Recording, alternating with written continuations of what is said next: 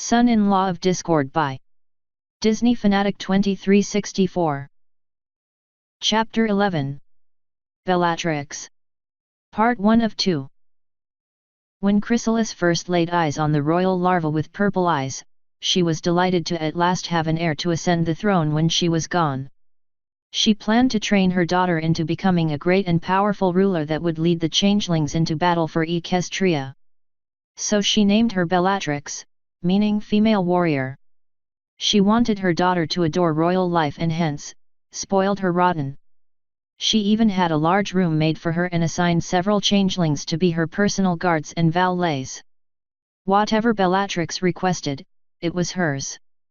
Chrysalis even allowed her to have a doll and to decorate her room how she wanted. She told Bellatrix how she deserved only the best, for she was special, not just because she was a royal, but for her unusual yet gorgeous purple eyes and green hair, though that wasn't entirely unusual because Chrysalis's mother had had green hair. Naturally, all that praise and spoils went to Bellatrix's head. Even as a child, whenever she flew about the hive, she would hold her head up proudly and give her hair a show-offish flip. This brought disdain to the other changelings, but they knew they shouldn't complain about the heir to the throne. So instead, they gave her more praises, which only confirmed Bellatrix's belief that she was better than the rest of them. Things would have stayed that way if she hadn't discovered how much of that was untrue. At 5 years old, Bellatrix was ready to begin formal training with her mother. So far the only magic she knew was levitating objects when she needed them, though she preferred watching her valets do it for her. She and her mother went outside for their first lesson.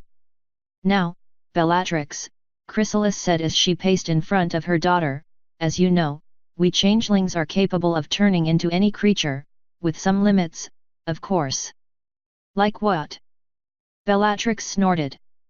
"I thought you said I could do anything." "Well, for instance, we can't change into anything larger than 3,000 pounds in weight, like a giraffe or a blue whale.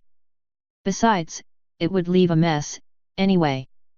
The easiest thing we can turn into, because we have an equine physique, is a pony." Chrysalis levitated a picture of 3 ponies, one with a horn, one with wings and one with neither. "Here you see 3 types of ponies, a unicorn, a pegasus, and an earth pony. The 4th type, an alicorn, which has a horn and wings, is very rare, and we must only take that form if one alicorn is out of commission. Not very good for simple camouflage, though." Yet, Bellatrix said, waving her hoof, "so when can I start doing the changing stuff?" Chrysalis shook her head. "Bellatrix, darling, I do admire your ambition so, but you must be patient." The young princess rolled her eyes. Yet, whatever." The queen sighed. "All right. We'll start with an alicorn, since that is the easiest. You'll just be turning into young creatures for now, but as you get older, you'll learn to take adult forms and even change your sex." "Hey! Meaning you'll learn how to change into a male?" "Gross." The queen shrugged. "Sometimes it's necessary. You never know what your victim might prefer." Chrysalis then instructed her daughter on the transformation process. Bellatrix attempted to try it out for herself by closing her eyes and focusing on the form she wanted to take. "Make sure you have a clear image of what you want," her mother reminded her.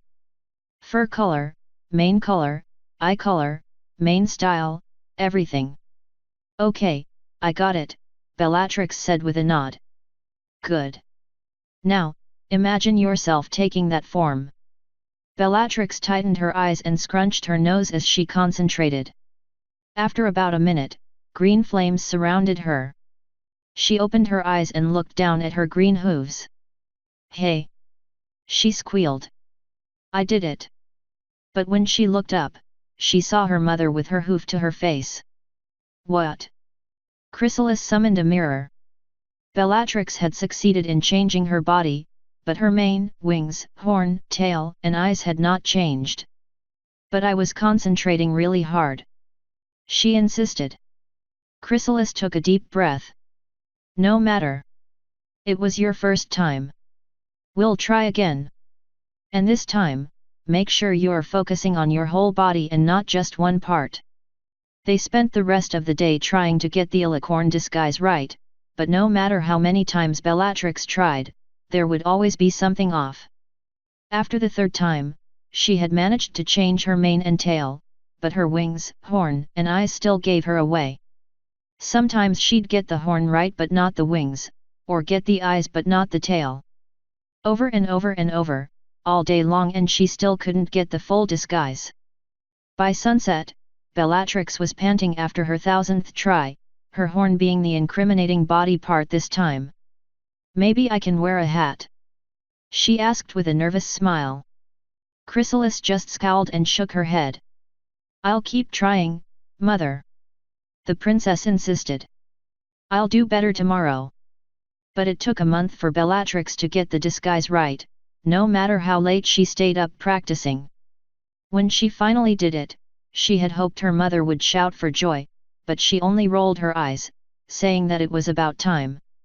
Her training over the next few years became more rigorous. Chrysalis pushed her daughter, hoping that her perseverance would make up for her lack of talent. However, it took even longer for Bellatrix to hide her wings for her unicorn disguise, and even longer for her to hide her horn. As her 12th birthday approached, she could not yet perfect the earth pony transformation. Nevertheless, Bellatrix was determined to please her mother and stayed up until midnight practicing her transformations and even trying to strengthen her levitation skills. Her mother had said that was her strong point, which she added wasn't saying much. Teleportation proved to be even more difficult for Bellatrix. The farthest she could travel was a centimeter, so no one could tell she had even done anything. Despite how little she had accomplished, it was still tradition for the princess to go on her first hunt the day she turned 12. Start small on your first target, her mother had said. Perhaps a foal of some sort, or a large crowd where love is always in the air for the taking. Remember to show no mercy, but also be careful. Bellatrix came across a small town called Hoofington and disguised herself as a unicorn filly, since she found that easier than a Pegasus and an alicorn would have raised too much attention. As she walked through the streets, she gazed in awe at her surroundings. She was surprised to see the ponies living in separate houses and to see the children playing strange games involving ropes and tiny metal balls. She considered going over to them to feed, but paused when she saw a group of ponies gathering around a peculiar wagon opened up to look like a stage. Mares and gentle colts, a male voice echoed, colts and fillies, griffins and minotaurs and all those in between. Bellatrix figured a show was going on and, remembering what her mother said about crowds being good feeding grounds, walked up to the stage. She pushed to the head of the crowd to get a good view. Brace yourselves, the voice continued, for what you are about to see will shock and amaze you. Feast your eyes on the wonderful, amazing magic of Ajkar the Great. In a puff of smoke, a green-cloaked figure appeared on stage. All Bellatrix could see of the pony was his blue eyes underneath his green top hat. Then his cape swished open and doves flew out. Bellatrix's eyes widened in wonder at the light brown stallion with the brown beard. The crowd cheered and the stallion, Ajkar the Great, tipped his hat and bowed, revealing his horn and wavy brown mane. "Thank you, thank you!" he exclaimed, putting his hat back on. "Now, for my first trick!"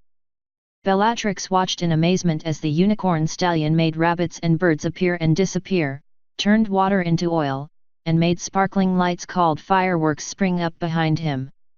She didn't even pay attention to the crowd's adoration for the magician that was pouring into her. "And now," Ajkar the Great announced, "I should like a volunteer from the audience." Many ponies raised their hooves, the foals jumping up and down.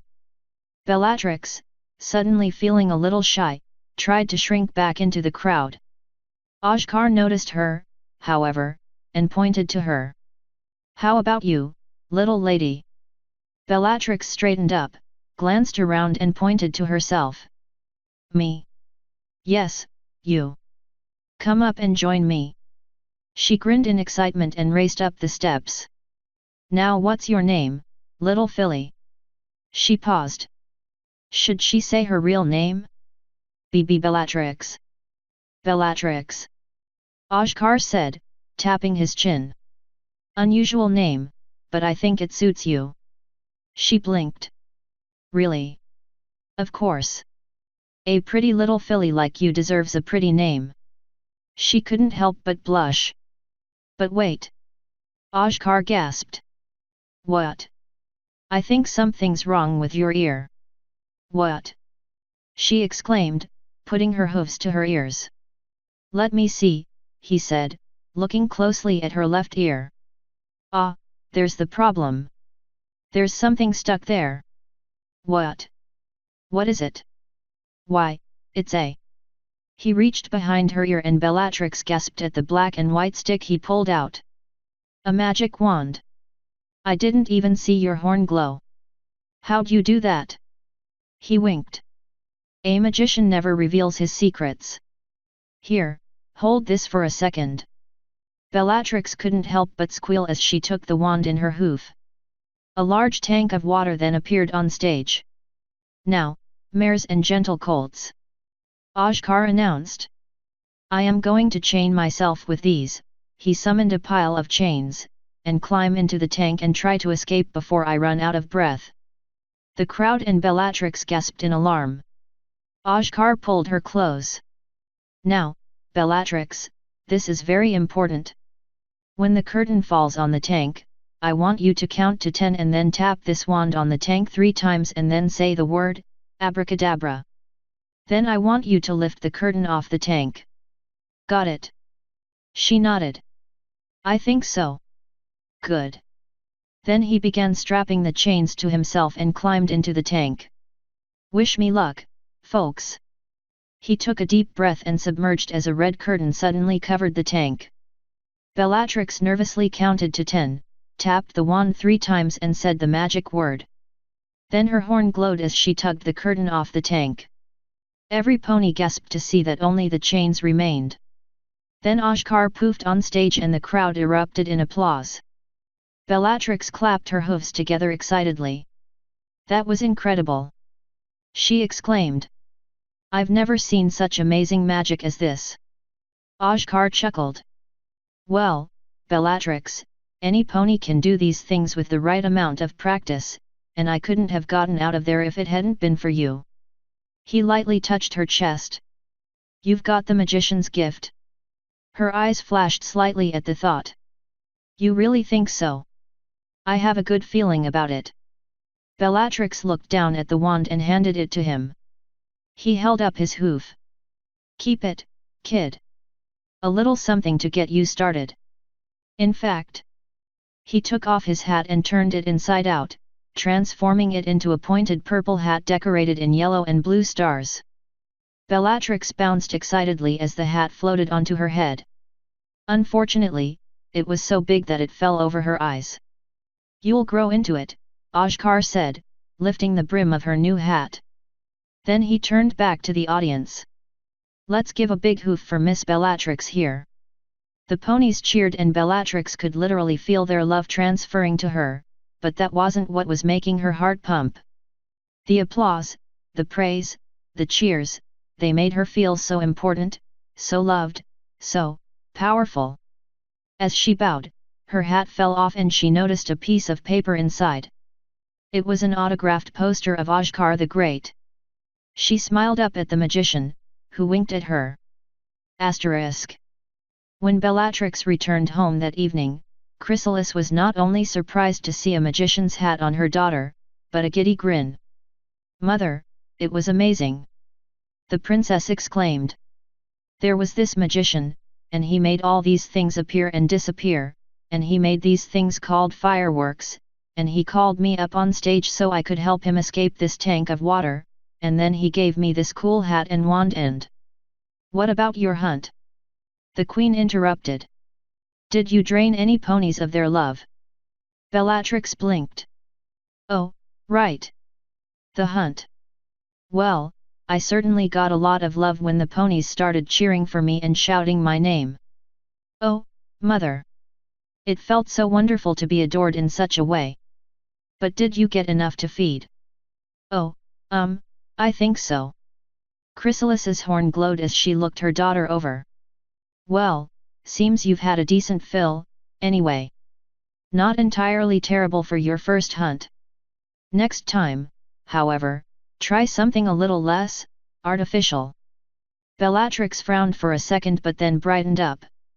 Mother, do you think I could do magic stuff like Oshkar the Great? Her mother raised an eyebrow. Who? Oshkar the Great? The princess repeated, showing the poster. The magician I was telling you about. Chrysalis shook her head. Darling, that's not real magic. Magicians can't do any real magic, so they use illusion. But don't we use illusion all the time? That's different. Our transformations are real. He cannot truly change things, only make it seem that way. But when he pulled that wand out of my ear. A simple sleight of hoof. Any pony can do that. So that means I can too. Chrysalis rolled her eyes. Bellatrix, if you are going to rule the changelings one day, you must avoid any silly distractions. Bellatrix frowned as her mother lifted her hat from her. What are you doing? A princess of the changelings cannot go flying around with a ridiculous. Please, let me keep this stuff, mother. I'll only wear it when I'm alone. No, you. The princess stomped her hoof. It's not fair. You've always gotten me what I wanted before. The queen groaned. Fine. Just don't wear that thing in public. Bellatrix grinned as the hat returned to her. Thank you. But no more of this silly magician stuff. You are only to practice serious magic. Understood? The princess grumbled. Yes, mother. But Bellatrix didn't stay true to her word. Whenever she would go out hunting, she would take her chance to see Oshkar the Great or any other magician she would happen to stumble upon. She even swiped a magic kit from a toy store and would practice card tricks and making objects appear when she was alone. She even found a way to fake teleportation, though the puffs of smoke she made confused her mother. While she got better at these little tricks, her transformations still progressed slowly. She eventually got the hang of the earth pony disguise, but when it came to other species, the best she could do was a donkey or a cow, and those weren't nearly as impressive. Sometimes she'd turn into a white donkey with brown spots, or a cow with long ears. Yet Bellatrix wasn't giving up on improving her magic. She got her hooves on magic books from libraries and studied complicated spells. Chrysalis didn't object to this, thinking her technique might improve. However, the only magic she seemed to excel in was what her mother called the artificial kind. The queen eventually took notice of this when Bellatrix's puff of smoke diminished before she could duck out of sight. The guards then reported finding a magician's kit in her room. When Bellatrix was 18, her studies had not gone as well as Chrysalis had hoped. She decided it was time to give her daughter a real challenge, so she called her forth. Bellatrix suspected something was wrong when she approached her mother's throne and the entire colony was hovering around her. Nevertheless, she tried to put on a bold face and stood erect before her mother. "My dear daughter," Chrysalis said, shaking her head.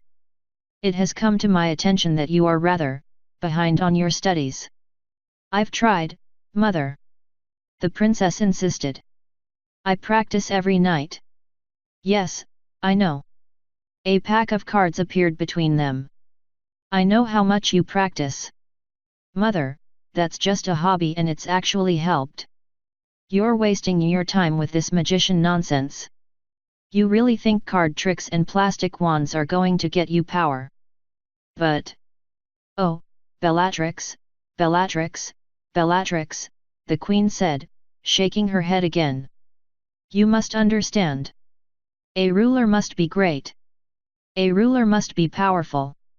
She hovered over to her daughter and lifted her chin. "Unfortunately, my dear, you are none of those things." The princess's eyes were watering. "But, I've tried. I'll try harder. I'll do better." "Ah, so emotional, so passionate. I actually thought you having a heart wouldn't get in the way of things," for it always seemed set on power. I would have taken it out years ago, but it seems to be the only thing that has kept you going this long. I only live to please you. You know that? Yes, I know. Chrysalis turned around and hovered back to her throne. I only have one option left for you, Bellatrix. Perhaps it would be better if you were to live on your own for a while. The princess blinked. What do you mean? The queen sat on her throne and addressed the assembly. I, Queen Insectra Arachne Chrysalis Changeling 3, hereby decree that Princess Bellatrix Insectra Arachne Changeling shall henceforth be exiled from the Changeling hive for 5 years. What? Bellatrix snapped, buzzing up to her mother. You can't banish me. Chrysalis smirked. My dear, I just did. Where will I go? What will I do? I'm your daughter. If you can learn to fend for yourself out there, then you've proven yourself a true ruler and changeling. But you told me what happens to changelings who leave the hive. They don't survive long. Ah, but you're a royal and have a longer life expectancy. Besides, if you're truly clever enough to be queen, you'll figure it out. Don't think of this as banishment, dear. Think of it as an extended vacation, or a lesson that needs to be learned. I'm giving you an opportunity, not a punishment. If you wish, I can have the guards escort you safely to the nearest town. Bellatrix huffed. I will let myself out, thank you. She turned around and hovered toward the exit. She turned back to her mother and narrowed her eyes. I'll show you. I'll show you all. Chrysalis only rolled her eyes as her daughter vanished. I certainly hope so. Asterisk. Bellatrix kept her head down as she walked further and further away from the hive and deeper into the forest. She paused for a moment to look back and then closed her eyes as she tried to hold back her tears. Then she growled in anger. After everything I've done to please her, she throws me out like some useless house pet. She trudged on, not caring where she was going as she continued grumbling to herself. 18 years of enduring her criticisms, practicing day and night, working to become the queen I was born to be, and this is the thanks I get. She started mimicking Chrysalis. A ruler must be great. A ruler must be powerful. Bellatrix stopped to look at her reflection in a puddle. I'll show her great and powerful. As she examined her appearance, she realized that if she was going to be living in the outside world, she would need a new identity. She ran her hoof through her green mane as she thought of what she could do with herself. She uttered. I've always liked the color blue, but that doesn't look good with green. I could keep the eyes though. That way no pony would question those stupid flashes. I could be an alicorn. Nah, I'd look suspicious. If I become a unicorn, I could still do magic. Now what about my cutie mark? Can't go around with a blank flank. What talent could I at least fake? Her horn fizzed for a second and she grinned. Perfect. Bellatrix looked back in the water as she changed into her chosen disguise. Her sleek, black body sprouted blue fur, a picture of a wand and a sparkling handkerchief growing on her flank. Her cobweb green hair softened, turning platinum with light blue highlights and gently curling upwards. Her wings and shell vanished and her horn became better formed. The slits in her eyes shaped into round, black pupils. Once she saw her new reflection, she smiled. Ooh, not bad! She exclaimed, looking at herself from all angles. Not bad at all. She ran her hoof through her silky new mane. Definitely won't need conditioner. She turned so her flank was visible in the puddle. Ooh, la, la. The stallions won't be able to resist me. She caught sight of her new cutie mark. Well, I've always admired the great magicians, and every pony will admire me once I join them. She tapped her chin as a new idea occurred to her. Of course, every magician needs to look the part. She remembered the hat she had left at the hive and used her magic to teleport it to her. She put it on and gazed at her reflection again. Perfect. She chuckled darkly. Simply perfect. Though I should probably get a cape somewhere. She lifted her head and glared at the faraway image of the hive. Just you wait, mother, she growled. I will be great. I will be powerful. I will be the greatest, most powerful changeling, no. The greatest, most powerful equine that has ever lived. All shall bow down to Queen Bellatrix, the great and powerful.